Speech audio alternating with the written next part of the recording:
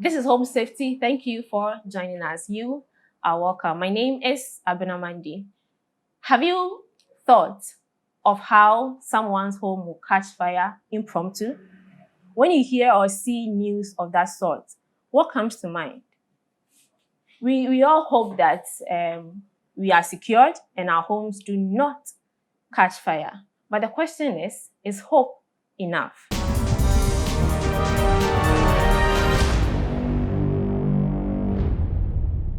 Mr. Abraham Nana Ishen is here with us today, and he's helping us discuss some practices that invent domestic fire and the preventions thereof. Probably we are accounting to our own doom when it comes to domestic fires. You're welcome, Mr. Ishen. Thank you, Mandy. You are a health and safety manager. Yes. How do you do it? I mean, tell us more about yourself and what you do. Okay, so as you rightly said, my name is Abraham Nana Ishen, and I work with KUO Fire Safety. I know you guys like to call it... KUO rather. Yes, you guys love to call it Cool Fire Safety. Cool Fire Safety. No problem. We also accept that. But then the brand name is KUO Fire Safety. And basically, we are into fire safety and general safety, CCTV cameras, and the rest. So as a safety manager, my responsibility is to ensure the health and safety of our employees and also to conduct trainings as far as safety is concerned to our clients. If I say training, I mean fire safety training, first aid and CPR, and anything relating to safety in general. Wow, I guess his home is already secured of fire. Yes. We try to be proactive. We don't want the situation to happen before we run helter-skelter. So, I mean, best practice, we try to secure our homes and then make sure we get our household trained on basic things to do when it comes to safety. Yeah. Right. Most of us have heard and we've grown up with the saying or the principle that fire is a good servant but a bad master. How would you define fire? Yeah, definitely. I mean, we need fire in our everyday, chores in our home. I mean, we need fire to cook. We need fire, some sort of fire to do ironing and stuff like that. So when fire is being a servant, it's cool. But then when fire takes over the house and is the master, I mean, that is when, it becomes very dangerous. Yeah. Do you think that we contribute to fire outbreaks in our homes? Yes. Or they are just accidents, natural disasters that happen? In fact, safety has it that every accident is owned by somebody. Owned? Not just fire. Every accident has a human factor to it. You understand? There are causes of accident, be it unsafe conditions and unsafe acts. And unsafe acts are mostly about human being not doing the right thing. So what are some of the practices that invent these problems? I will talk about this with something in mind. We talk about element of fire. And these elements of fire are the ingredients that are needed to cause fire. Ingredients? Yes. Fire has elements and has ingredients. Yes, so these elements are also known as the ingredient of fire.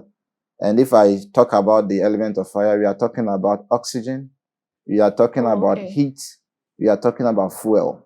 So when you are not able to separate this element of fire and you mix them together, and mostly it has to do with the heat component and the fuel component. After the oxygen, we need it to survive. So if you keep on mixing this element together, that is when you are going to have fire at home. And again, if you are dealing with electrical equipment and you decide to leave your electrical equipment on, you are likely to have fire. Overheating can cause fire. If you are dealing with LPG cylinders, let me tell you this story. Somebody might be cooking with LPG cylinder. And then if you don't attend to your cooking, you decide to just leave your cooking and then be doing other things. The food can actually boil. And the water from your pot can actually quench the fire. Imagine you come back to your kitchen, you find out that the food that is on fire, there's no fire under it. The first thing that will come to mind is that let me ignite the stove again. But remember, the element of fires are present then. But there is water. I mean, water is supposed to quench fire. So that is the thinking of most people. We think water can fight all fires, but then we have classes of fire. Classes of fire. I didn't even know fire has Pro Max then. Okay, so you know, if you don't know the class of fire you are dealing with, Mm-hmm. you might be tempted to use any extinguisher to fight the fire. But if you use the wrong fire extinguisher on the wrong class of fire, you will worsen the situation, or even you might end up killing yourself. You get it? So not just water. So quickly, let me take you through the class of fire. Sure. And when it comes to the class of fire, it has to do with the fuel that is burning. Fuel. Remember, we said oxygen, heat, and then fuel. fuel. But the type and the nature of the fuel determines the class of fire. Then fire is not just, I mean, the red and the yellow flames we see. Exactly. Even the type of fuel will give you its color.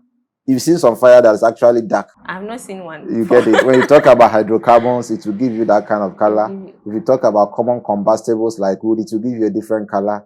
You talk about, so depending on what is burning. So for class A, we are dealing with any fire that's being fueled by common combustible solids. Which are? Such as paper, such as wood, textiles, dry vegetation, stuff like that. When these things are burning, we classify them as class A fire.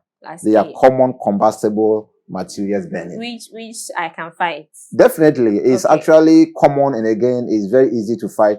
That class of fire, you can just pour water on it and you are good to go. But when you are dealing with class B fire, you are dealing with any fire that is being fueled by flammable liquids, such as petrol, diesel, kerosene, turpentine, tina, and even alcohols. You remember Circle Fire? Yes. When Ghana National Fire Service reported, they said that was class B fire, and they ended it there. They expected you to know that what was burning was petrol, diesel, and kerosene, stuff like that. So class B fires involve flammable liquids. I see. Then what happened at Atomic Junction is class C fire. Class C? I thought it's just A and B. No, we have up to class F or K.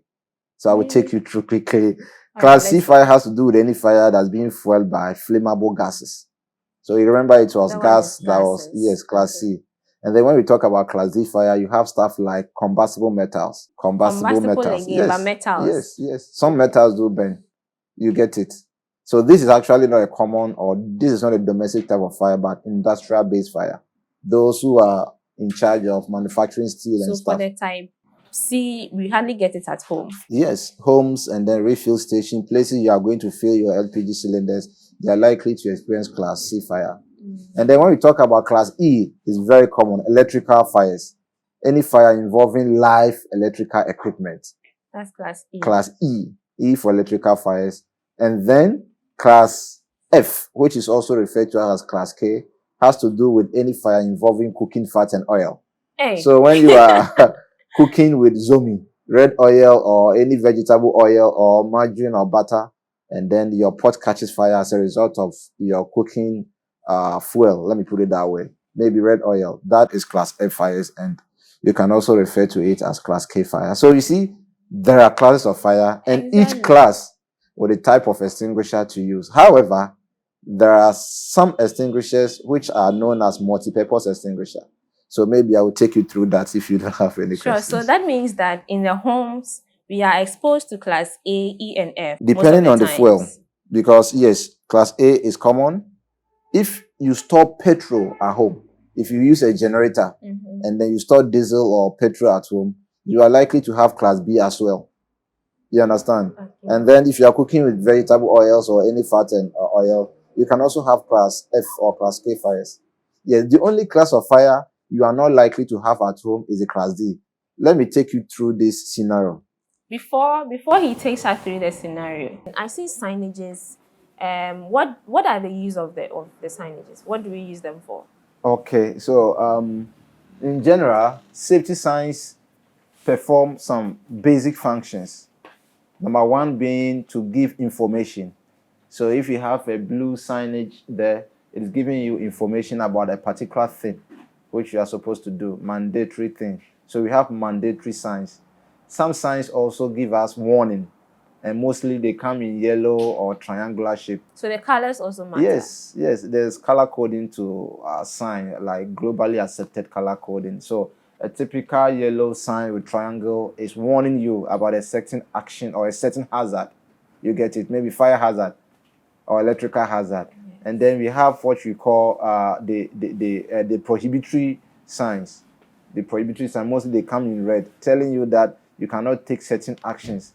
Maybe you cannot use mobile phone at this place. You cannot smoke at this place. Do you think they should be part of our homes? For home, because you are familiar with your places, I would say maybe the only sign I would recommend would be your emergency assembly point.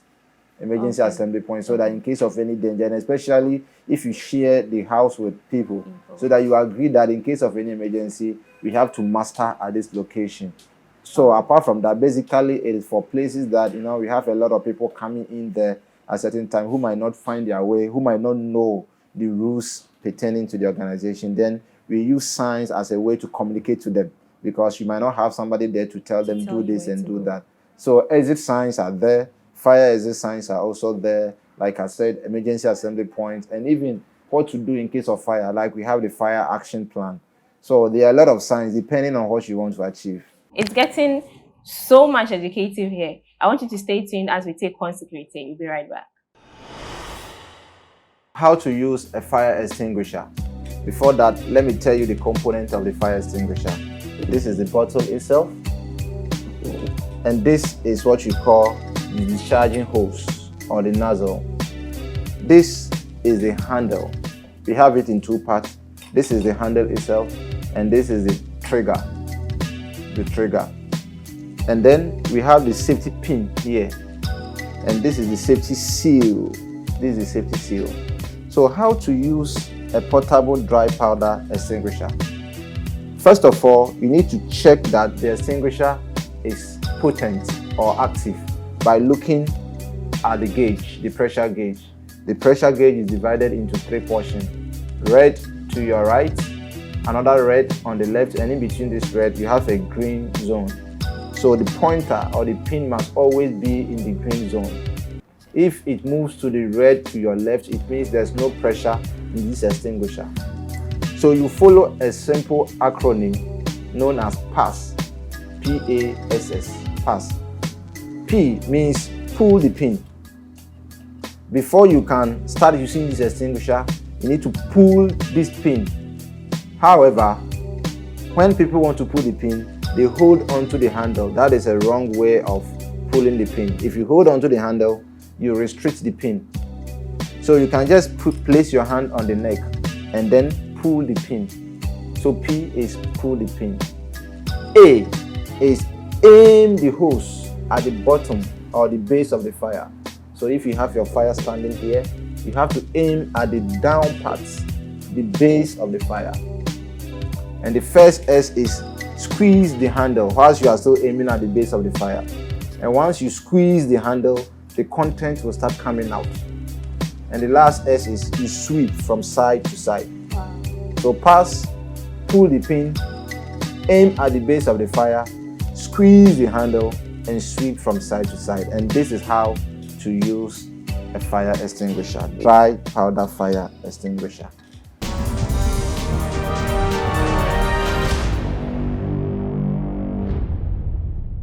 We are still learning, and Mr. Shen is doing us so much good. Let's continue from the classes of fire. In fact, I am surprised hearing that fire has classes, stages. Hey, fire, you didn't just come to serve and massacre us. You came to do your own thing here. Mr. Shen. Yes. So I just want to give you a scenario whereby you are frying chicken in your kitchen, and then your pot catches fire because of the oil. And unknowing to you, you decide to pour water onto that fire. That fire is not going to go off. It's actually going to spread. It will come like balls of fire. And then if you're not lucky and you are wearing your Brazilian hair or whatever, Ghanaian hair, it's actually going to catch fire. And some of the fire can actually get to the ceiling. If your ceiling is made of plastic, T&J or whatever, what is going to happen is that it's also going to catch fire. So now from class F, it's going to turn to class what? A. And then if there are electrical equipment beneath the ceiling and it catches fire, it's also going to turn it into class what? E. And like I said, if you store petrol, diesel at home for your generator and it so catches fire, it's going to also turn to class what? B. And because you are cooking with the LPG, if the fire travels to the cylinder and the LPG catches fire, it is also going to turn to class what? C. So we find out that in the shortest possible time, the fire will graduate to other classes of fire depending on the available fuel. Yes. So that is when you need to know the type of extinguisher or how to handle the fire. This is interesting. You mentioned that fire comes about when you are unable to separate what did you say? The element the of fire. elements of the fire. Yes. In the homes, we hardly know how to separate these things. So probably we are more prone to fire outbreaks. How do we detect these things? So the separation is not, at times you do it unconsciously. What do I mean by separating? Like not introducing heat. This element of fire I spoke of, we even have them here. All the elements are here. There is some amount of heat here from electrical equipment. There are fuel here, because fuel can be solid. Yes. Fuel can be solid. Fuel can be liquid. Fuel can be gas. So even though we don't have the liquid and the gaseous fuel, we have solid fuel, paper, the dress you are putting on, even your hair. These are all fuel, you understand? But then we are not subjecting this fuel to excessive heat. So this element can exist, but if the proportion is not adequate, there will be no fire. So fire is actually a chemical reaction between these elements. So if there's no chemistry between these elements, they will exist in isolation, but there will be no fire. So in the home, there may be some things I'm doing. I have no idea they are attributing to fire outbreak for me next month or next year. How do I get to know that my actions are dangerous? Okay. So what happens is that, let's take it one by one. Electrical safety. Electrical safety. Of course, all of us do have electricity at home. Yes. And then we use them for everything. Most importantly, you have to check our electrical connections. I mean, we have to desist from illegal connections. You get it? And then we're trying to do it our own way. I remember when there was this prepaid issue. A lot of people decided to do things on their own way. And that was the time we recorded a lot of fires coming from the meters and all that. Wow. You always need to get a qualified electrician to sort out your electrical, connections for you. And we don't have to leave our appliances on. If you have to go to work, put off whatever you need to put off. You get it? And don't overload sockets. We have a lot of holes there, but it is not good for you to always have appliances on the extension board. At least leave some of the spaces, open.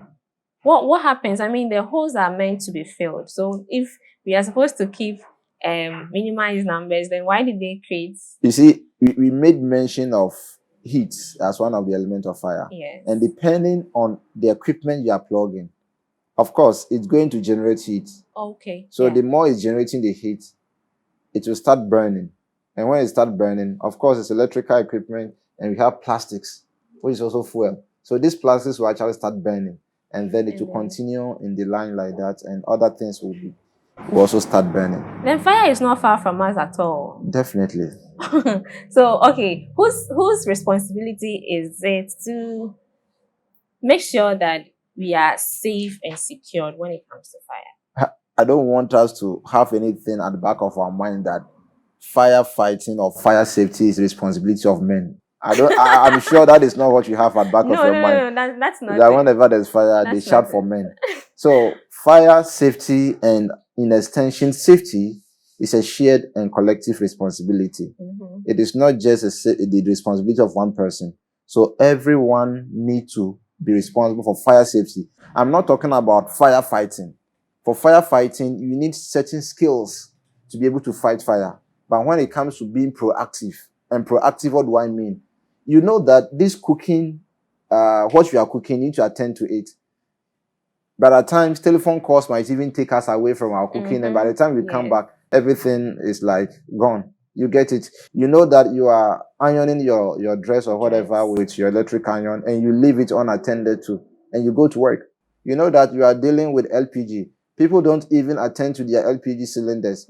At times, when they smell a gas leak, what they do is they look for heavy metal or some stone and put it on it, with the mind that is going to stop the leakage. No, gas, you cannot stop it. What happens with gas leakage is that when it's leaking, it goes in this upward direction.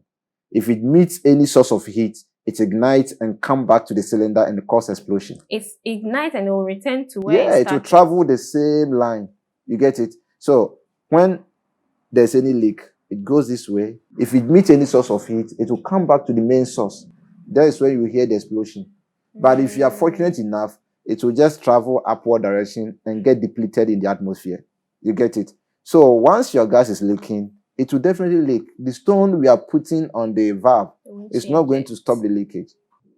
Yes. How do we avoid some of these things from happening? So basically, what our advice is that if you are not too sure, every 2 years, you can change your cylinder hose. The hose. If you want to be sure also, make a soapy water in a basin or a bowl and put this hose inside. Stand there and observe for rising bubbles. If you get to see any rising bubbles, then know that there are cracks in your hose. The rising bubbles, are they going to come out visibly for you to see? Because if you make a soapy water, there are already bubbles. Yes, but these bubbles are going to be agitated. They are going to be jumping out of the water itself to tell you that there's a leak in your your hose. Do you know of any organization or agency that ensures fire safety, that ensures that we are safe? I mean, domestically, not just the outside. It is interesting that we are having this discussion in KUO fire safety. So for me, one organization or company I can recommend for everybody is KUO fire safety, because I mean, when it comes to fire alarm system, that's one thing we are not even talking about now. Fire alarm system and firefighting system in Ghana, they are the number one name you can think of. Yes, because they have all the types of fire extinguishers. That's one thing we didn't talk about. Types of extinguishers. Do you think that we need fire extinguishers in our homes? Yes. In fact, you need to have fire extinguishers at home, because when there's fire, like I said, you might not be sure of the type of fire you are having. And I think the only available extinguisher at home is water. But we just established that water is not for every type of fire. So we have extinguishers such as the dry chemical powder extinguisher, dry powder extinguisher. This is just how it looks like. We also have carbon dioxide extinguisher. So this is dry powder extinguisher. Dry powder. Yes, and this extinguisher is known as multi-purpose extinguisher. The classes of fire we mentioned, you are able to use this extinguisher to fight almost all the classes of fire. It comes out as dry powder. It's powdered in nature. And because of the powder content, we don't want to use it indoor or places you have your TV, you have your computers, because the powder content might actually get into the appliances. And also, if there's any asthmatic patients at home, we don't advise you to use this one. So if you are dealing with electrical fires, then you are good to go with what you call the CO2 extinguisher. Wow. The CO2 extinguisher. Yes. Do you think that we don't put priority on the safety of our homes as much as we think about it? Because looking at how you are explaining things, it means that we are supposed to get at least one of these firefighters in the home. But then we leave home to work, office. We get the fire extinguisher at the office, and then the home is not actually secured of anything. What is done wrong, or what is not done right to our mentality? Yes, you rightly put it.